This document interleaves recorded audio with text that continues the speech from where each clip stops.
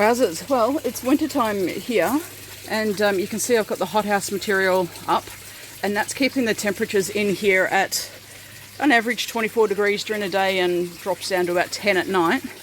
But the water outside, other system outside, it's dropping down to 8 degrees or less at night, and during the day it's not getting up much past the 12 degrees. And what happens then, I mean, these are silver perch in here, and you can't see them, but they are being fed at the moment. Oh, you can kind of see them. So I've got some duckweed in there. Normally what would happen is if the fish, or silver perch specifically, if the temperature gets too cold, they don't want to eat. So I put the hothouse material up so I can keep them eating, keep them producing well, and it's also keeping all of the veggies doing well. You can see there's some duckweed in there.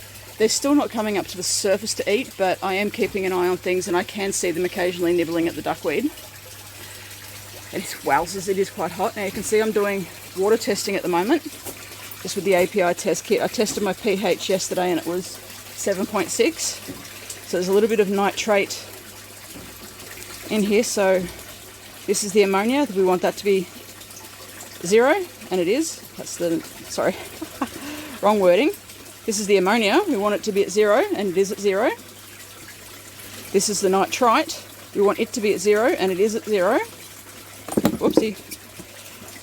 Now, I know that if these fall, 1, I've got the lids on, and 2, nothing can actually get through here because I've siliconed it all up.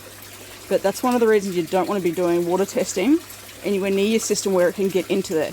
So I'm quite safe, but be careful.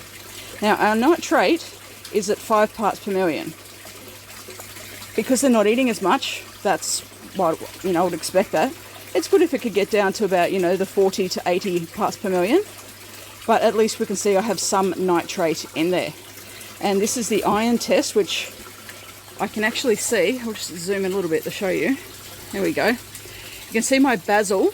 It's looking a little yellowy. So you can see, and we'll see here, we can see some deep green veins.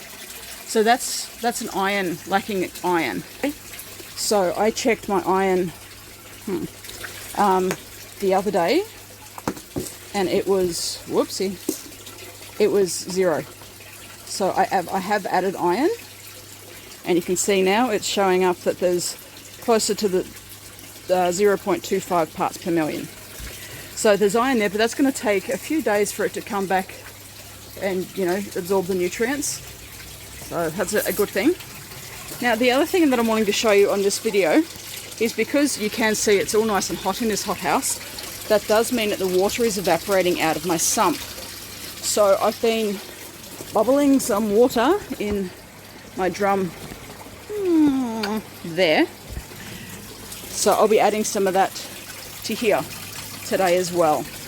So a couple of little things that I'm doing, but this is my weekly checking, and I've been moving everything around, and I've finished cycling my barrel aquaponics system out there. So if your fish aren't feeding and it's winter time, a lot of people I'm seeing at the moment in different groups locally where it's, changing temperature, they're having their fish die. And part of that could be because they're not eating at all, and also because the temperature is bloody freezing. So there are solar hot water methods. Please make sure you know what you're doing if you're going to do anything like that. For me, the hothouse material was the best option. That way I can keep everything going well. Because if I had solar heating happening, it's still going to evaporate. Like, all the heat's going to dissipate out of the system. So having it in here just means that it's very much like a terrarium. And quite warm on the human. But the fish are doing well. So it's been, as I said, 18 degrees that have been coming out. I'm only feeding them once during the day. And that's now, it's lunchtime. But yeah, my veggies are doing well. This is a winter crop, so we've got some snow peas in there. We've got some broccoli, cauliflower. I haven't planted the cabbage yet, but I'm wanting to get my basil nice and green again, so fix up the iron deficiency. And then I'll be taking the basil out and change that out with some cabbage. But yes, winter crop now, so that's always a good thing. And you can see water testing, I do that weekly. People say you should know what everything is, and you should, and I generally do, but I like to double check because I believe in prevention rather than cure. I can always fix a problem, but it's so much cheaper, easier and stress-free to prevent it. And that's what our water quality actually does. It will prevent a problem. If we can see there's a problem happening, we can prevent it. So I do it regardless of, even if I know what it should be doing. And just because I say it should be doing it doesn't mean it is actually doing it. Just saying.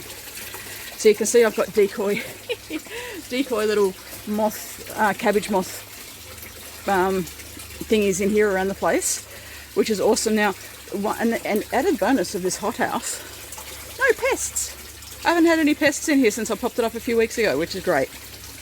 Alrighty, well, I've got another video to do and stuff to get on with and mess to tidy up, hey? I'll show you how things are going next week.